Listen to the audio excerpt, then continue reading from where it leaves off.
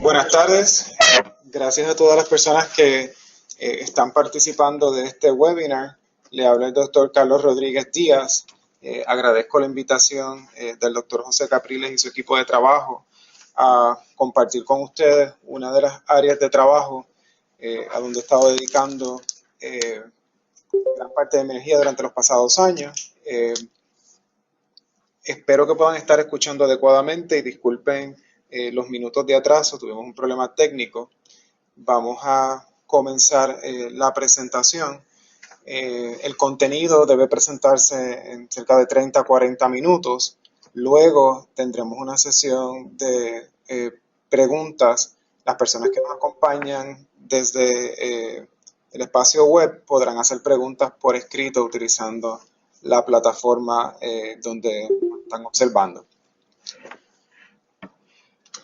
Bueno, esta tarde estaré conversando con ustedes sobre los determinantes sociales de la salud, específicamente sobre la experiencia de la atención del VIH en Puerto Rico. Los objetivos para esta presentación. Primero, quiero tener la oportunidad de discutir con ustedes la epidemia del VIH en Puerto Rico, fundamentada en la investigación que actualmente estamos haciendo en la isla, particularmente aquella que está enmarcada en la atención a los determinantes sociales de la salud. Y en la parte final de la presentación espero compartir algunas perspectivas sobre acciones que podemos realizar para atender el VIH en Puerto Rico desde la perspectiva de los determinantes sociales de la salud y para reducir las inequidades que estamos observando.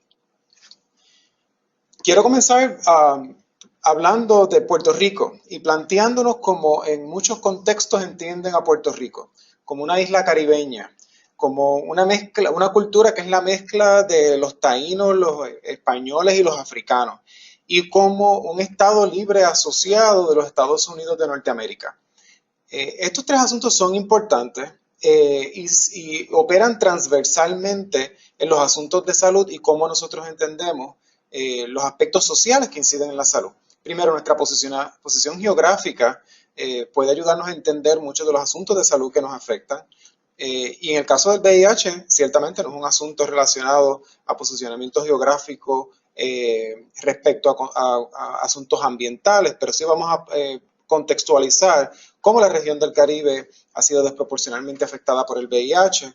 Nuestra experiencia cultural es un aspecto que define cómo hacemos mucho del trabajo, tanto a nivel individual, pero también como país. Y finalmente nuestra situación sociopolítica define las políticas y las acciones que podemos ejecutar para mejorar las condiciones de salud en nuestro país. Comencemos hablando y conceptuando específicamente a qué nos referimos con los determinantes sociales de la salud en el contexto del VIH. Le comparto esta imagen que investigadores hace ya cerca de una década compartieron con nosotros para ilustrar las diferentes dimensiones o factores que conocemos e inciden en la posibilidad de que el VIH afecte diversas poblaciones. Como pueden ver, son círculos concéntricos. La dinámica más básica son las dinámicas de transmisión que hacen referencia a cómo se transmite el virus y los factores de riesgo asociados a que el virus del VIH pueda llegar y pasar de un humano a otro. Muchos de esos factores los hemos visto desde las características individuales, de los factores que describen a los individuos, cosas que hacen la gente, ponerse o no ponerse un condón, usar o no usar droga, intercambiar o no intercambiar jeringuilla, las personas jóvenes o las personas viejas a riesgos desproporcionados o diferentes. Pero como pueden ver, hay unos factores sociales que inciden en cómo esos factores individuales se pueden observar. Como pueden ver, uno de ellos es el capital social o la capacidad que tenemos como individuos para tomar unas decisiones y para influenciar en los contextos sociales en donde estamos. Mucho trabajo se ha hecho recientemente en el asunto del ambiente social, a lo que aquí hacen referencia a los efectos del neighborhood o de la vecindad de nuestra comunidad. Y también están los aspectos del network. No es lo mismo estar en una comunidad de 1000 personas que en una comunidad de 100,000 personas. Y la posibilidad de tener prácticas de riesgo cambia de acuerdo a las posibilidades de cuántas personas puedan estar. Esos son aspectos sociales. Y también en el círculo más externo, vean que hace referencia a los factores estructurales que pueden incidir en los riesgos para VIH. Entre estos se encuentran, por ejemplo, los cambios demográficos, los procesos migratorios y de movilidad, la urbanización, los factores estructurales como la violencia y el discrimen, que lo vemos en la ejecución del racismo, del sexismo, del estigma. También aspectos de la estructura legal, como son las políticas, las leyes. Y finalmente el ambiente político, donde se incluyen las políticas económicas y también las políticas de salud. Es en este ámbito donde voy a estar haciendo mayor referencia durante la conferencia de hoy, porque le hemos brindado mucha atención a los factores individuales y sociales que están relacionados a la epidemia, pero no necesariamente lo hemos analizado entendiendo que hay unos factores estructurales medulares que hacen viable esos riesgos a nivel social o individual.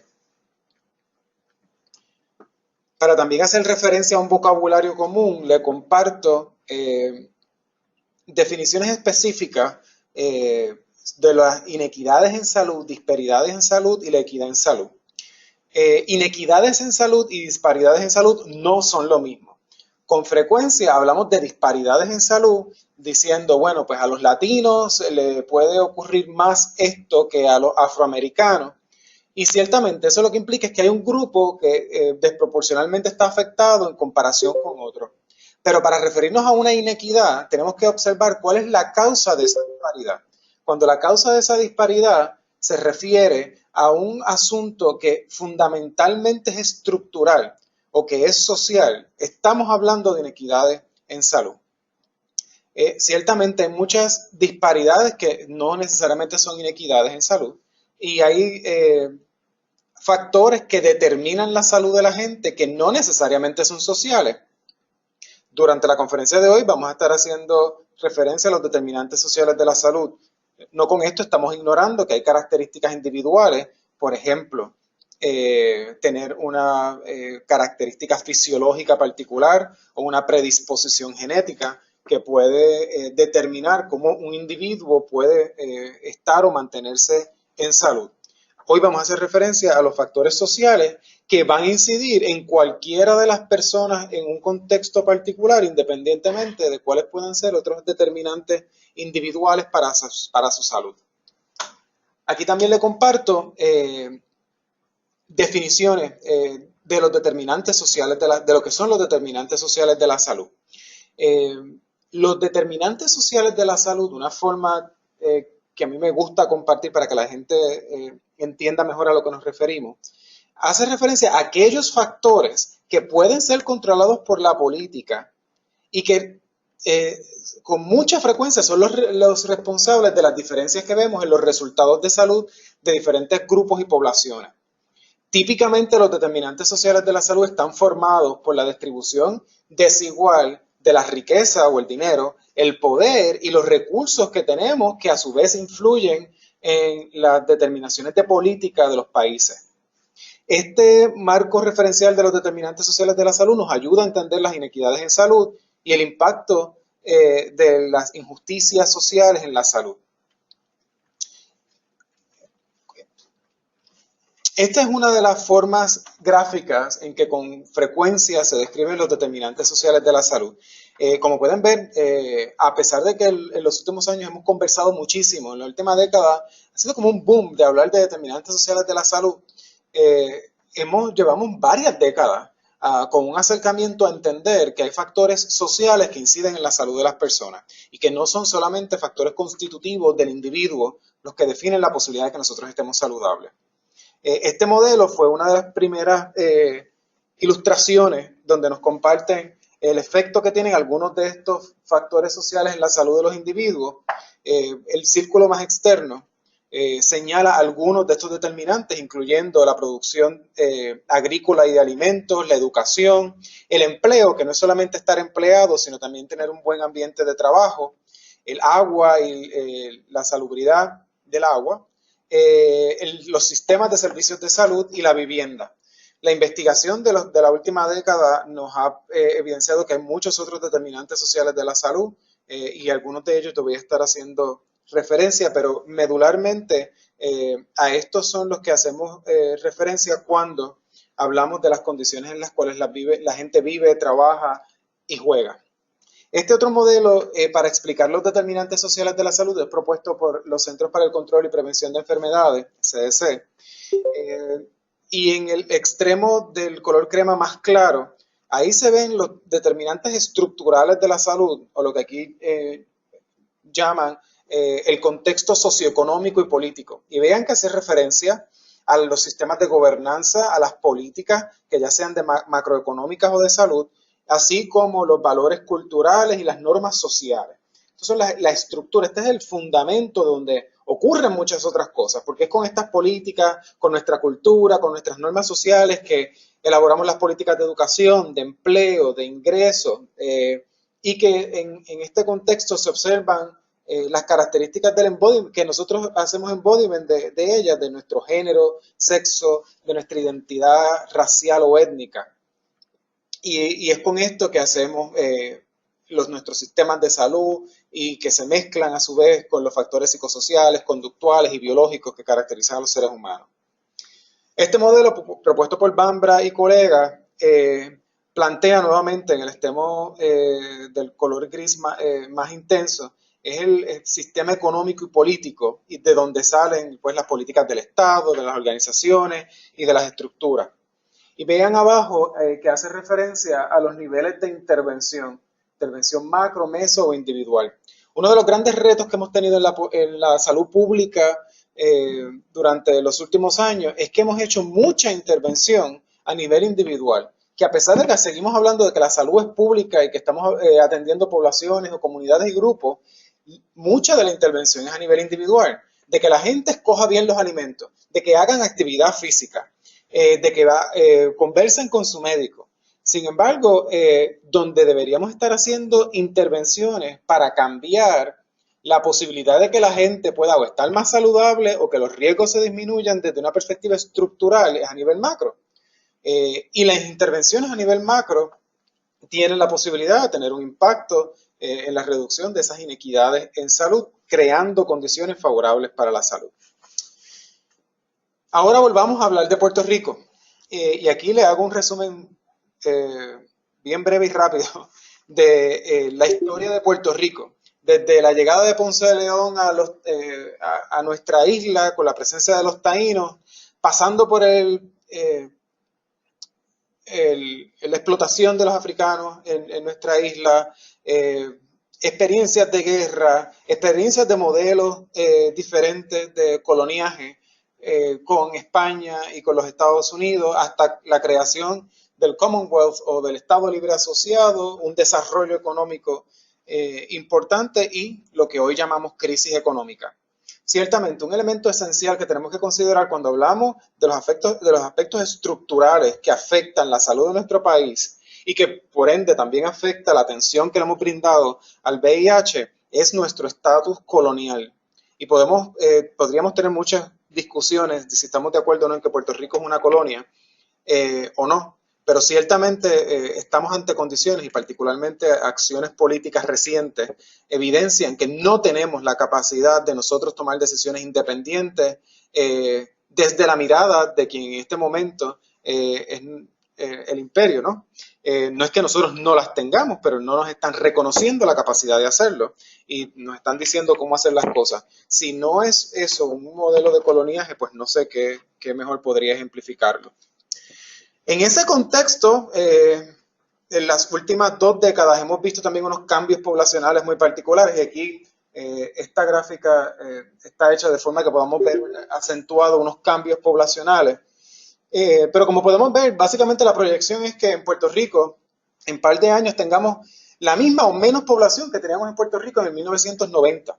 Nosotros en la década del 90 vimos un incremento poblacional del 8%. Luego empezamos a ver reducciones consistentes en la población, primero de un 2% y luego en los inicios de esta década de un 3%, y las proyecciones son que esas reducciones van a continuar hasta el 2020. Eso tiene un impacto en quién está en la isla, cuáles son las características de esas poblaciones y también un impacto de quiénes están migrando y a dónde están migrando. Cuando vemos nuestra población por grupos de edad, también tiene un efecto muy particular, y es que la gente que se está yendo de Puerto Rico es relativamente joven. Se estima que hay menos nacimientos ocurriendo en Puerto Rico, así que estamos observando cómo nos estamos moviendo a tener una población adulta y vieja. Y eso tenemos que considerarlo cuando planificamos y prestamos atención a las necesidades de salud de nuestra población. Pero sigamos hablando de política y cómo todo esto está vinculado. Primero, en el contexto actual de Puerto Rico, nosotros siempre hemos estado ante una posición bien ambigua y subyugada por parte de la política de los Estados Unidos. En el 1967 se estableció un congressional cap o un máximo de dinero de asignación congresional que se le puede brindar a Puerto Rico para el cuidado de salud de la gente en Puerto Rico. Ese cap o ese máximo de dinero que se puede invertir en salud en Puerto Rico se estableció en el 1967 y desde entonces no se ha cambiado. Y si no hay cambio en este cap, ciertamente hay unas limitaciones que solamente se siguen incrementando. Por lo tanto, ningún asunto de salud realmente lo podríamos atender de la forma en que deberíamos estarlo atendiendo si no se modifica esa gran decisión congresional de que tenemos unas restricciones en términos del presupuesto disponible para hacer el trabajo que tenemos que hacer. En el contexto de la salud, también tenemos que mencionar cambios significativos que han habido en el sistema de salud de los Estados Unidos. El Obamacare, el Obamacare o el Affordable Care Act oficialmente se lanza y se hace vivo en el 2014. Y desde su creación habían ciertas dudas si ese Affordable Care Act iba a aplicar a Puerto Rico y cómo. La realidad es que durante el proceso de implementación, en julio del 2014, el Departamento de Salud de los Estados Unidos estableció que los territorios de los Estados Unidos no tenían que cumplir con las reglamentaciones establecidas por el Affordable Care Act. No lo tenían que hacer. O sea, que era una discreción de los territorios determinar cómo podían utilizar los recursos que se le hicieron disponibles dentro de este modelo de servicios de salud. 4 de los 5 territorios en Estados Unidos básicamente quedaron intactos, no pasó nada, no vieron ningún cambio por el Affordable Care Act. En el caso de Puerto Rico fue bien interesante. El gobierno local determinó que iba a hacer una serie de legislaciones y de determinaciones de política pública para adoptar algunos de los principios del Affordable Care Act que entendían iban a ser de beneficio para la salud del pueblo en Puerto Rico. Así que en Puerto Rico hicimos cambios en políticas para adoptar algunas de las prácticas de la ACA, reconociendo que el financiamiento no cambió necesariamente para Puerto Rico a la par con los cambios de política que se estaban haciendo. El resultado, como saben, nosotros hemos tenido un sistema de salud que ha estado cambiando desde el 1993 con el cambio más radical que hemos visto recientemente y actualmente tenemos a Mi Salud o el plan de reforma de salud, como algunas personas aún le conocen. Pero ¿cómo fue impactado esto con el Affordable Care Act y con las políticas que se hicieron a nivel local? Pues en Puerto Rico, una de las determinaciones que se tomó fue que todas las compañías de servicios de salud, los planes médicos, tenían que proveerle servicios de salud a cualquier persona independientemente de sus características de salud. Y en principio podemos estar de acuerdo de que eso es muy bueno, porque nadie se iba a quedar sin plan médico. Y en efecto, eso puede ser muy bueno. Pero ¿cuál fue el gran reto que tuvimos a nivel local? Que a nivel local no se determinó que había que tener lo que en el Affordable Care Act se llama el Individual Mandate, que significa que es lo que ocurre en Estados Unidos continental actualmente, que es que todas las personas tienen que tener un plan médico. Todas las personas tienen que tener un plan médico. En Puerto Rico eso no es así. Por lo tanto, ¿qué ocurre? ¿Quién busca un plan médico? Alguien que lo necesita. Y por lo tanto, las personas que no necesitan un plan médico no lo tienen. Por lo tanto, eso crea un desbalance en quién tiene plan médico, quién no lo tiene y que de los que los tienen posiblemente consumen más el sistema. Y los que no lo usan mucho no aportan al sistema ya sea porque están cubiertos, porque no están cubiertos o porque al no haber el mandato, pues entonces crea un gap en términos de la cobertura y los recursos disponibles. En este contexto también tenemos que ver cómo son manejados los fondos disponibles para los servicios de VIH en Puerto Rico. Mi Salud, los fondos de Mi Salud no son manejados en el mismo lugar donde se manejan los fondos de VIH. En el contexto de Puerto Rico, los servicios de VIH son administrados por el Departamento de Salud, mientras que Mi Salud en sí mismo es un ente que regula, administra los servicios de salud en Puerto Rico. Eso provoca un desfase y ciertamente incrementa los retos que pueden haber para garantizar de que todas las personas tengan un cuidado de salud comprensivo. En ese contexto ha sido bien interesante porque los advocates o las personas que reclaman por los servicios de salud a personas con VIH en Puerto Rico consistentemente han hecho reclamos en cómo tenemos que mejorar la forma en que todo nuestro sistema se vincula para que no esté tan desarticulado y que podamos maximizar los recursos que tenemos. Y le comparto que pues, uno de nuestros pasados secretarios de salud, de no hace tanto tiempo, bajo la pasada administración gubernamental, fue reclamado de que, bueno, pues no tenemos el mismo servicio para las personas con VIH en Puerto Rico que otros estados. Y su respuesta fue, bueno, pues entonces si ustedes quieren tener los mismos servicios que personas en un estado, pues voten por el estado. Recuerden que teníamos las elecciones pasadas también tuvimos un plebiscito. Así que incluso la respuesta política y la respuesta de abogacía en nuestro país ha estado bien mezclada y las ideologías políticas se mezclan con las pasiones y toda la respuesta que a nivel local se le ha dado a cómo podemos mejorar los servicios de VIH, los servicios de salud en Puerto Rico. También los servicios de VIH en Puerto Rico se han modificado a través de las décadas. Nosotros tenemos financiamiento y atención a los servicios a las personas con VIH desde los años 80 a nivel local. Ciertamente, desde entonces está impactado por las regulaciones, la forma en que nosotros usamos el dinero de VIH, debo aclarar, está impactada por las regulaciones de los Estados Unidos.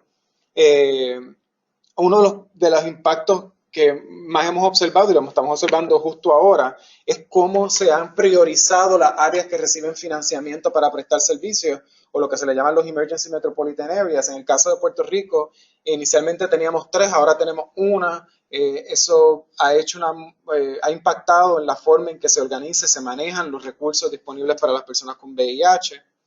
En el contexto de Puerto Rico, la mayoría del financiamiento proviene por el manejo del Estado. Y hay una historia bien complicada sobre corrupción, así que hago referencia al Instituto del SIDA, donde fue un caso donde se evidenció que hubo mal uso de fondos asignados para las personas con VIH y SIDA, y actualmente todavía hay personas cumpliendo algunas de las sentencias impuestas por el tribunal al respecto. Y ciertamente eso crea un nivel de suspicacia aún mayor en diferentes grupos respecto al manejo adecuado de los fondos. Por otra parte, ha habido una participación importante y significativa de las organizaciones no gubernamentales y de las organizaciones de base comunitaria. De hecho, en Puerto Rico, de una forma muy particular, las organizaciones comunitarias, algunas de ellas incluso se crearon a partir de la respuesta necesaria al VIH en los años 80 y en los 90. Y ciertamente la investigación relacionada al VIH ha sido importante y hemos hecho grandes contribuciones. Queda mucho por hacer, pero ciertamente sigue siendo evidenciado de que la investigación es una forma de acceder a cuidados de salud de VIH. Porque cuando tenemos un contexto donde el acceso no necesariamente es evidente para todos los que lo necesitan o competente para quienes los deberían consumir, pues la investigación puede estar abriendo una puerta para mejorar ese acceso. Hablando de la epidemia en Puerto Rico, muchos de ustedes si están pues, participando de este webinar, pues conocen la epidemia a nivel local, pero quiero hacer referencia a algunas cosas que entiendo son significativas. Si la miramos desde el contexto del Caribe, creo que es importante que siempre recordemos que pertenecemos a la cuenca del Caribe y el Caribe es la segunda región más afectada por el VIH a nivel global. solamente superada por por el África subsahara.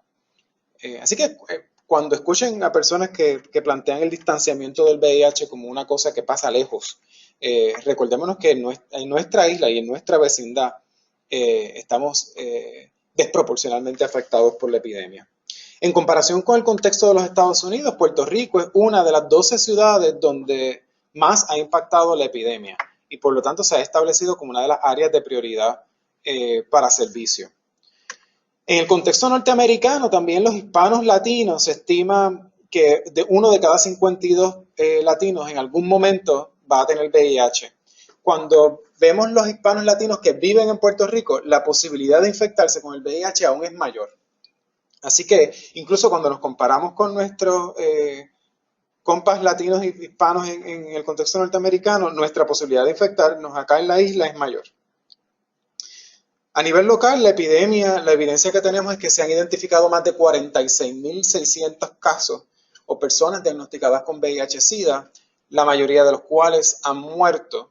Y actualmente se estima que hay más de 20.300 personas viviendo con VIH en nuestra isla. Se estima que 2 personas son diagnosticadas con VIH-Sida cada día. Una de cada 6 personas que tiene VIH no lo sabe. Y entre estas noticias, una positiva, nosotros oficialmente eliminamos la transmisión de la madre a la criatura desde el 2013, en gran medida gracias a la investigación que se ha hecho a nivel local. Cuando vemos la incidencia de VIH entre hombres, estos son datos de Puerto Rico de incidencia hasta el 2013, podemos ver unos cambios muy interesantes.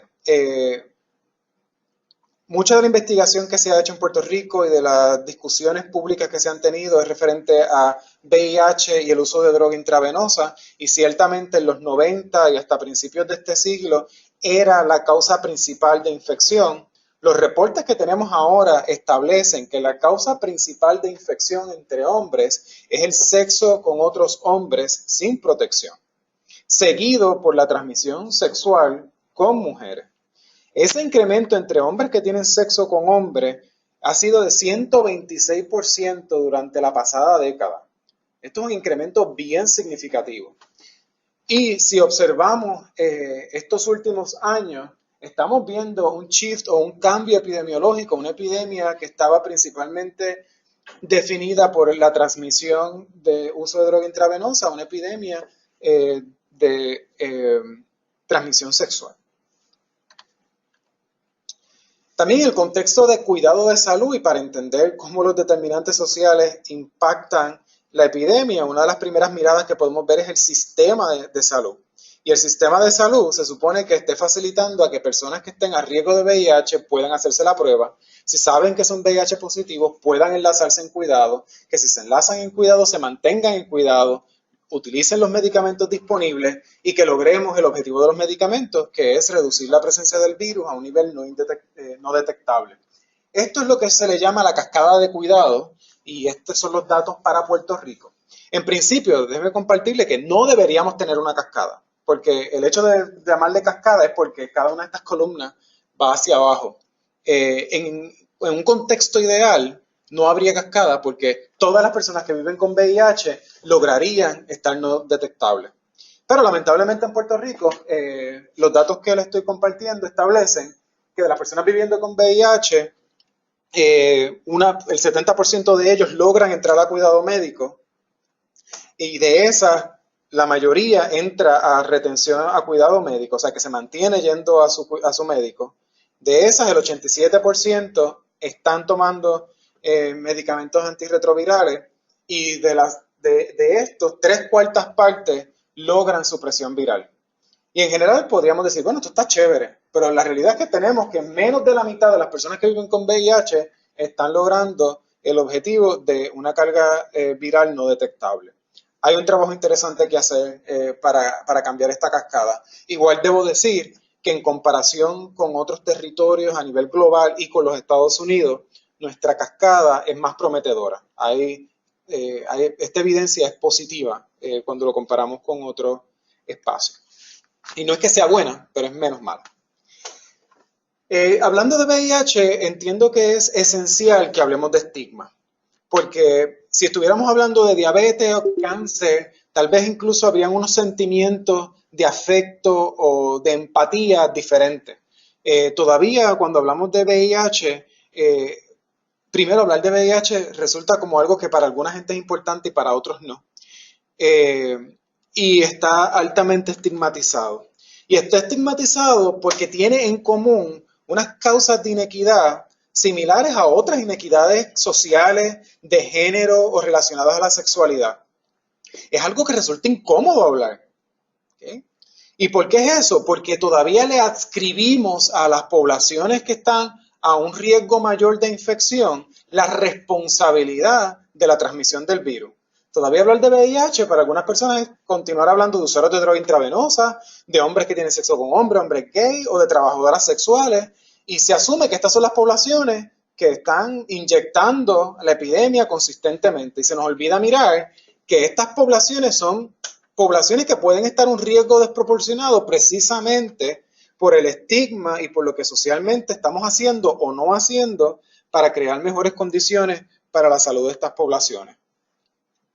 Nosotros entendemos que tenemos que mirar el estigma como un determinante social de la salud, porque el riesgo de infección de VIH no es inherentemente, exclusivamente definido por lo que la gente hace.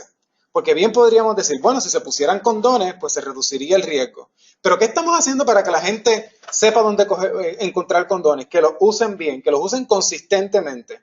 ¿Qué estamos haciendo respecto a las políticas de educación sexual? Para que haya equidad de género, haya respeto a las diversidades sexuales. Así que en ese mismo contexto, el estigma, como no le pertenece al individuo y social y culturalmente lo construimos y lo ejecutamos, también tenemos que atenderlo como tal, desde la estructura y reducir cómo el estigma se ejecuta desde los espacios de poder que definen cómo hacemos salud. Y tenemos muchas formas de estigma. Podríamos estar hablando de estigma por varias horas y espero que luego podamos hacer otro webinar sobre estigma. Pero en el contexto de VIH se ha documentado que existe estigma relacionado a la enfermedad en sí, pero también a las poblaciones que están asociadas o desproporcionalmente afectadas por el VIH. En nuestros estudios, la evidencia que tenemos, podemos medir el impacto del estigma. Y el estigma no solamente el que la persona siente, el que le digan, ese hombre por gay tiene mayor riesgo de tener VIH, sino también el percibido, el que yo no quiero decir que soy un hombre gay porque me van a asociar con el VIH. Así que tenemos la posibilidad de hacer esas observaciones y mirar cuál es el impacto. Lo que hemos visto es que en general y consistentemente el estigma suele ser adverso para la salud de los individuos. Aquí le voy a compartir brevemente algunos de los datos que junto con el equipo de investigación con quien trabajo hemos identificado. Recientemente estamos haciendo un trabajo con hombres que tienen sexo con hombres y son VIH positivos aquí en Puerto Rico y no importa la forma de estigma que miremos y midamos, tiene un impacto negativo en la calidad de vida de las personas con VIH. Y esto es lo que dicen estos datos. Y evidentemente ese impacto es negativo y en diferentes dimensiones de la calidad de vida de las personas con VIH. También hemos visto que el suicidio está desproporcionalmente documentado entre personas con VIH. Y en estudios previos documentamos que las personas con VIH están a mayor riesgo de reportar intentos suicidas en comparación con personas que no tienen VIH. Y entre personas que tienen, hombres que tienen sexo con hombres y son VIH positivos, los indicadores de salud mental son aún más preocupantes. En nuestros estudios, casi la mitad de los hombres documentaron ideación suicida. De estos, la mitad reportó que ha intentado suicidio en algún momento en su vida. Y a pesar de que el estigma es alto y que tanto el estigma por VIH o el estigma por ser gay, no hay una asociación que hemos identificado hasta ahora en esas conductas suicidas, pero ciertamente en gran medida no hemos podido identificar esa asociación porque los niveles de estigma son bien altos. También hemos identificado que depresión, ansiedad y otros aspectos de la calidad de vida están asociados con tener una ideación suicida. Así que estos son todos varios factores que pueden poner a un riesgo aún más desproporcionado para la salud de personas afectadas por el VIH. En ese contexto, como equipo de trabajo hemos estado elaborando una intervención para atender el estigma y que está documentando que la intervención se llama Contacto, y esta intervención dirigida a hombres que tienen sexo con hombres y que son VIH positivos nos está ayudando a reducir el estigma, tanto por ser gay como el estigma sentido por tener VIH, y también estamos viendo unos indicadores positivos respecto a reducir ansiedad y sintomatología de ansiedad y depresión. Esto es un trabajo que tenemos que seguir haciendo y que luego podríamos compartir otros detalles. De quien interese, al final voy a compartir mi correo electrónico para mantenernos comunicados. Pero ciertamente lo que plantea es que el estigma podemos hacer intervenciones para reducirlo. Y bueno, en el contexto del VIH, aquí estábamos hablando de la salud, en este ejemplo de contacto de personas, hombres que tienen sexo con hombres, gay o bisexuales, y que debemos estar haciendo cambios de política y que el estigma se puede atender a través de cambios de política, pero esto no es como que una política lo va a corregir todo y que con tener una política no debemos monitorear cómo se ejecuta. Porque, por ejemplo, el pasado 26 de junio del 2015, muchos de nosotros celebramos que se reconociera el derecho igualitario al matrimonio, independientemente de la constitución, del sexo de las parejas. Y eso es un gran avance y va a facilitar muchas acciones que van a favorecer la justicia para las personas gay, lesbianas, bisexuales o personas que están en parejas del mismo sexo.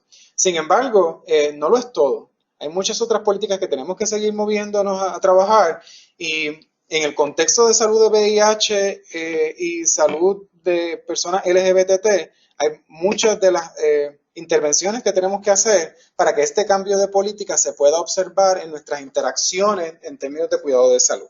Y más adelante le voy a dar unos ejemplos. Ahora quiero pasar, y para maximizar el uso del tiempo, darle otros ejemplos. Le comparto la investigación y el trabajo que hemos hecho para entender el VIH y el encarcelamiento. Acá le comparto nuevamente en el contexto cultural, sociopolítico y geográfico nuestro, el contexto del Caribe. Aquí hay varias islas-naciones del Caribe y también el estimado de la población nacional, de personas encarceladas, personas en prisión con VIH y el estimado de población de VIH en la población.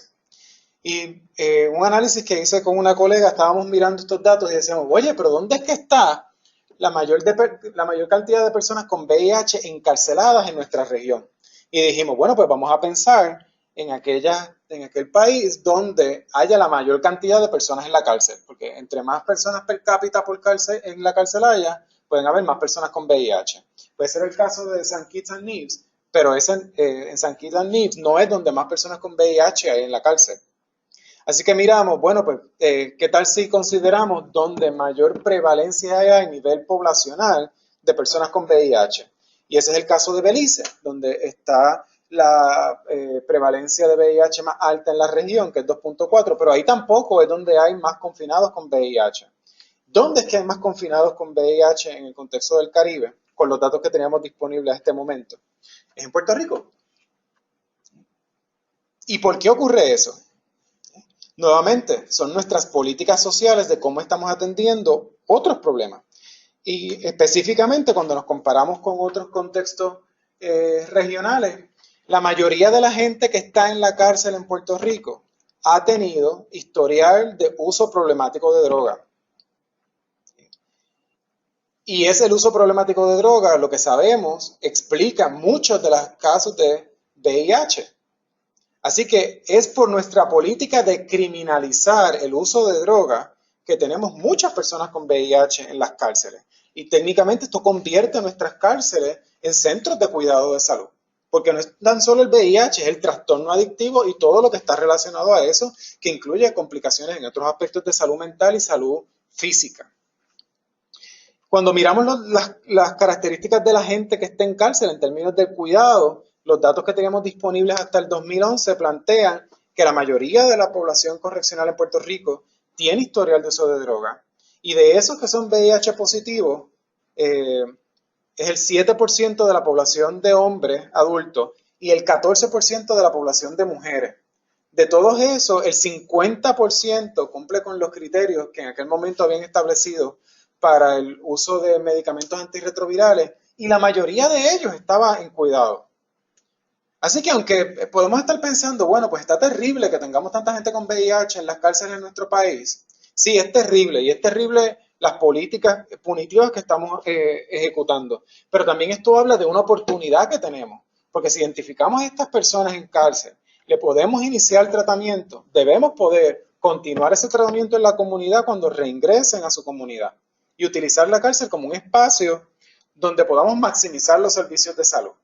Desde la mirada de los determinantes sociales de la salud, la cárcel se puede estar convirtiendo en un espacio donde estamos multiplicando los riesgos, pero podemos mirar la cárcel como un espacio que podríamos utilizar para, con las políticas adecuadas, mejorar la condición de salud de las personas que están en prisión y tienen VIH.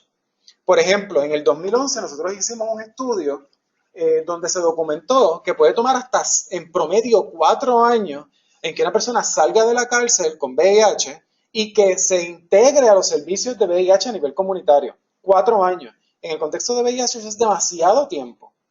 Y los datos lo que nos evidenciaron es que cuando llegaban tenían indicadores clínicos de que había progresión de enfermedad. O sea, que posiblemente estas personas llegaron al sistema de salud en la comunidad porque estaban enfermos, porque se sentían débiles. ¿Okay? Ciertamente, desde el 2011, varios esfuerzos se han llevado a cabo y otros se están llevando a cabo para fomentar el que haya un mejor servicio de reingreso a la comunidad. Yo al momento no tengo datos para evidenciar si esos servicios están siendo efectivos, pero ciertamente me consta que hay la voluntad para que estos servicios se puedan mejorar y a mí me gustaría ver más colaboración comunitaria para que así ocurra. Mi hipótesis también es que podemos utilizar esta imagen negativa que hay de la institucionalización del sistema de confinamiento a que podamos facilitar ese reingreso a la comunidad y maximizar lo que podemos hacer por la salud de las personas que pasan por el sistema correccional. En un estudio más reciente, nosotros miramos datos de hombres particularmente que eran VIH positivos en las cárceles. La mayoría de ellos tenían historial de alcohol y de uso de droga. La mayoría de ellos reportaron que el uso de droga era el factor de riesgo, aunque un grupo, una quinta parte casi, reportó también sexo sin protección con hombres como factor de riesgo. Más de la mitad había tenido terapia de VIH que había sido interrumpida en algún momento, y eso es importante respecto a la importancia de la adherencia para el cuidado. También estábamos viendo un grupo que casi la mayoría, el 84%, tenía un diagnóstico también de hepatitis C. Pero miren este dato que interesante. Casi el 84% reportó que la primera vez que se hizo un examen de VIH fue en la cárcel. Y esto es bien interesante porque plantea que la cárcel también puede ser un espacio donde podríamos hacer screening para retención y cuidado. Y el gran reto que tenemos es que entonces tenemos que facilitar ese reingreso a la comunidad. Yo no promuevo el encarcelamiento, creo que hay unos cambios estructurales fundamentales que hay que hacer en nuestro sistema de corrección o de rehabilitación, si así también lo queremos llamar, pero mientras eso ocurre y con los cambios que hagamos debemos considerar cómo podemos utilizar el sistema de encarcelamiento para mejorar la salud de las personas. En este caso estamos hablando de VIH, pero básicamente podremos hacer ejemplos muy similares con muchas otras condiciones de salud. Y finalmente, el último ejemplo que quiero compartir tiene que ver con la migración. Y le comparto esta imagen para algunos, o una generación completa que le puede recordar la guagua aérea. En efecto, esta es una de las imágenes que se utilizó en la promoción de la guagua aérea, una película que describió los procesos migratorios que vimos hace varias décadas de Puerto Rico, principalmente al este de los Estados Unidos.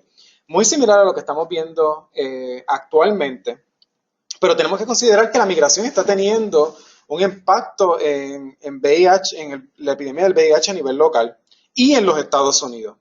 Ya se han hecho varios estudios en los inicios de este siglo, hace cerca de 10 años, se hicieron estudios muy importantes donde se evidenció que de todos los latinos en el noreste de los Estados Unidos, los puertorriqueños son los que están a mayor riesgo de infectarse con el VIH.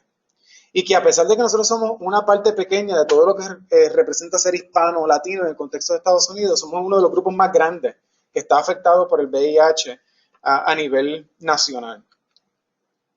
El Air Bridge o ese puente aéreo que se ha descrito a través de la investigación, lo que ha planteado uno de los hallazgos más importantes es que ciertamente, como hay pocas alternativas o limitadas alternativas para la reducción de riesgo de la infección del VIH entre usuarios de droga intravenosa, eso incrementa el que haya riesgo entre las poblaciones que migran.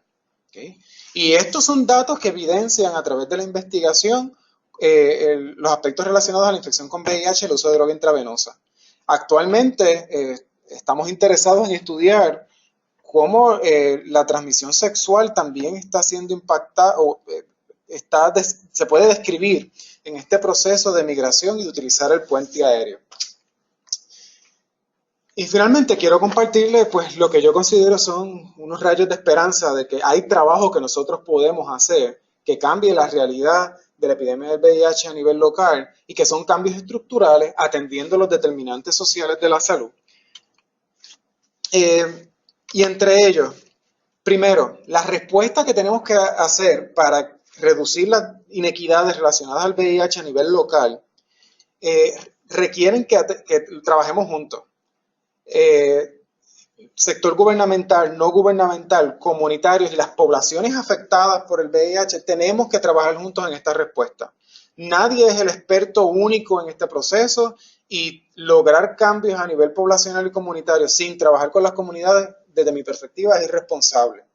Yo incluso planteo e invito a que cuando hagamos proyectos con poblaciones que han sido socialmente vulnerabilizadas y que están desproporcionalmente afectadas por el VIH, que sean los miembros de la comunidad los protagonistas, que trabajemos incorporando sus voces, sus acciones y sus voluntades.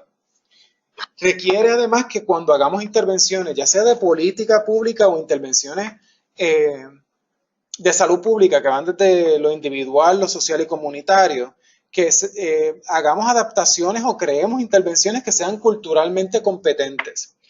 Coger un modelo que se dice que fue muy bueno en North Carolina y traerlo a Puerto Rico, traducirlo del inglés al español y ejecutarlo, no es necesariamente una adaptación cultural apropiada. Para esto hay metodologías y está el apoyo de diferentes sectores, incluyéndonos a nosotros en la academia, que parte de nuestro trabajo es hacernos disponibles para cuando haya que hacer trabajo de este tipo, podamos hacerlo. Y en efecto, estamos disponibles para colaborar en la ejecución de estas intervenciones. También que consideremos que hay evidencia de que hay intervenciones que funcionan a nivel local. No tenemos que reinventar la rueda. Si algo funciona, vamos a usarlo. Y también hay buenas prácticas que aunque tal vez no tenemos toda la evidencia para decir esto es una práctica basada en evidencia, sí sabemos que funciona y que es buena. Y no tenemos mucho tiempo para seguir esperando a tener toda la evidencia para decir, ok, ahora es que la podemos usar. Si sabemos que no hace daño, que es consistente, que es viable, consideremos si ese es el tipo de prácticas que queremos hacer. Y ciertamente en todo esto está impregnado el que tenemos que hacer cambios a las políticas y a las leyes que pueden facilitar que nosotros hagamos el trabajo que tenemos que hacer. Esas colaboraciones deben ser transdisciplinarias. Esto significa que estamos atendiendo asuntos de política, asuntos económicos, asuntos que tienen que ver con la conducta o asuntos de la salud específicamente. Así que tenemos que hacer trabajo desde diferentes disciplinas. Así que los economistas tienen un rol en el trabajo que pueden hacer con nosotros. Los expertos en derecho, los abogados, los planificadores, los salubristas, las comunidades, tenemos que trabajar todos juntos. Y como investigador tengo que decirle que tenemos que invitar a investigadores que nos escuchan miremos el trabajo que podemos hacer más allá del trabajo típico que lamentablemente algunos sistemas provocan en nosotros, que es que unos hacemos investigación clínica, otros hacemos investigación en la conducta humana, otros hacemos investigación social. Tenemos que cruzar esas brechas y tenemos que aprender de las oportunidades que tenemos de impactar a través de la combinación de estrategias para reducir los riesgos. Y finalmente, hay un trabajo serio que hacer en términos del desarrollo de competencias en todas las disciplinas antes mencionadas y otras no mencionadas, y también impactar en los currículos de los profesionales de la salud pública y profesionales de la salud en general. El que tengamos este webinar, yo creo que es un ejemplo del trabajo que queremos hacer para fortalecer las competencias de los profesionales en el trabajo que juntos podemos hacer por la salud de nuestros pacientes y nuestras poblaciones. De mi parte, estoy terminando la presentación, pues vamos a tener tiempo para contestar algunas preguntas. No quiero terminar sin antes agradecer primero a los Centros para el Control y Prevención de Enfermedades, quienes han apoyado a través del Minority AIDS Research Initiative los proyectos de investigación que he estado haciendo por los pasados 4 años, a un equipo extraordinario de jóvenes investigadores en la Escuela Graduada de Salud Pública, el SEX Team, que hacen viable todo el trabajo que nosotros hacemos, y la colaboración de colegas y miembros de las comunidades en Puerto Rico que facilitan y hacen pertinente junto con nosotros el trabajo que estamos haciendo. Muchas gracias. Quiero dejarlos con un mensaje que tuve la oportunidad de presenciar en el 2013. Es un activista comunitario en Kuala Lumpur, nos dijo: no hay ninguna otra enfermedad como el VIH que requiere el acercamiento como el que proponen los determinantes sociales de la salud para reducir la inequidad social y facilitar que las personas tengan la habilidad de tener una buena calidad de vida y disfrutar la justicia social. Con esto termino. Muchas gracias. Aquí está el correo electrónico por si desean tener alguna comunicación en el futuro: carlos.rodriguez64@upr.edu, y vamos a hacer un arreglo técnico aquí para poder tener acceso a las preguntas que ustedes quieran compartirnos.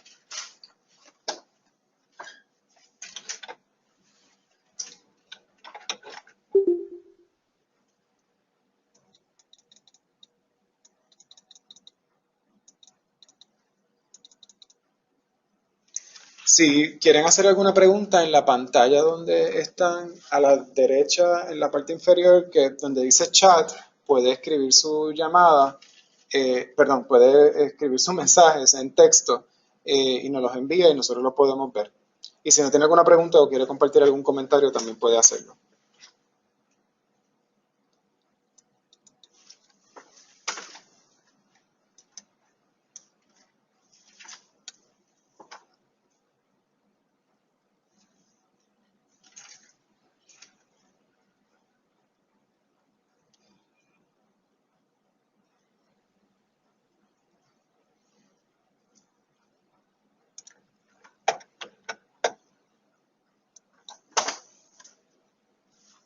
No hemos recibido ningún mensaje, no sé si dentro presentes hay alguna pregunta.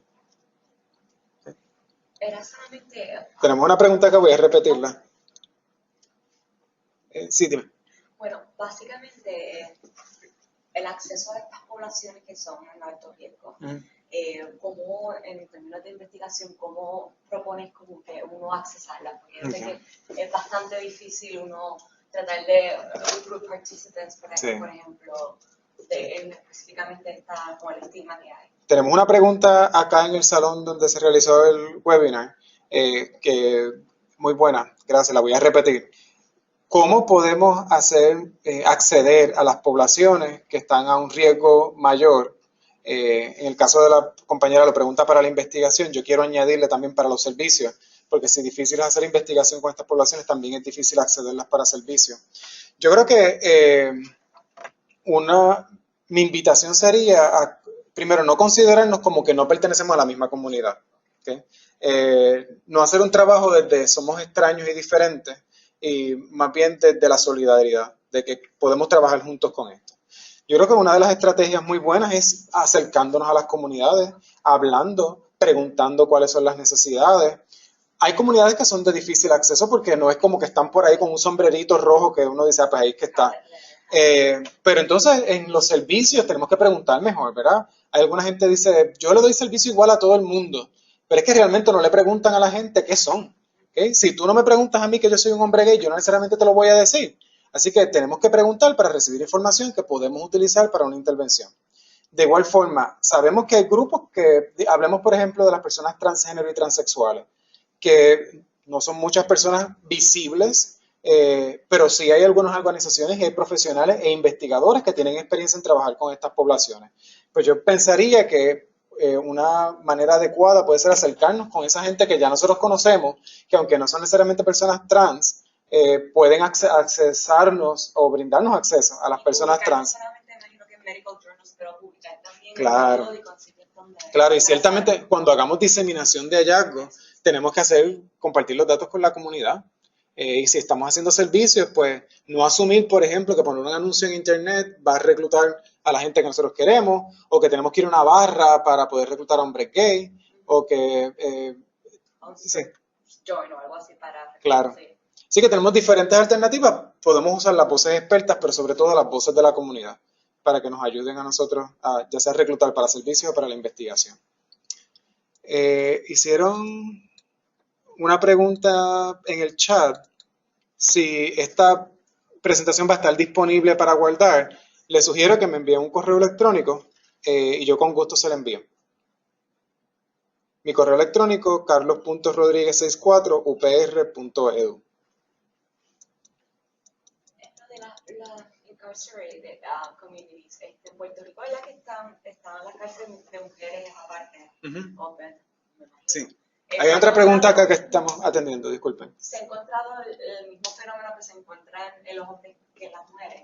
En términos de HIV, los epidemiological patterns en las cárceles como tal. Okay. Hay una pregunta sobre encarcelamiento entre mujeres en Puerto Rico. En el contexto de Puerto Rico, hay el 3% de la población son mujeres encarceladas. Antes, físicamente, todas las mujeres estaban encarceladas en un lugar aparte, estaban en Vega Alta, y allí no había otra facilidad correccional. Ahora, ese no es el caso, están dentro de una facilidad correccional mucho más grande, aunque siguen estando aisladas o separadas de la población de hombres en cárcel, pero están en un mismo complejo correccional. Las inequidades son similares y en algunos casos son aún mayores. Yo no tengo evidencia empírica a través de la investigación, pero luego de haber trabajado en el sistema correccional y ahora estar cercano a otras personas que siguen trabajando allí, creo que hay algunas disparidades que son aún mayores. El caso del VIH, hay más mujeres, o los últimos datos que yo tenía, había más mujeres en términos proporcionales que hombres con VIH, pero es que también está relacionado a los factores de riesgo del VIH que aquí se penalizan. Por ejemplo, el uso de droga intravenosa, ser pareja y el trabajo sexual, que también todavía se criminaliza en nuestra isla. ¿Alguna otra pregunta en el chat o aquí en la audiencia? Pues de mi parte, muchas gracias por habernos acompañado. Gracias a todos los que se conectaron para el webinar. Que tengan buenas tardes.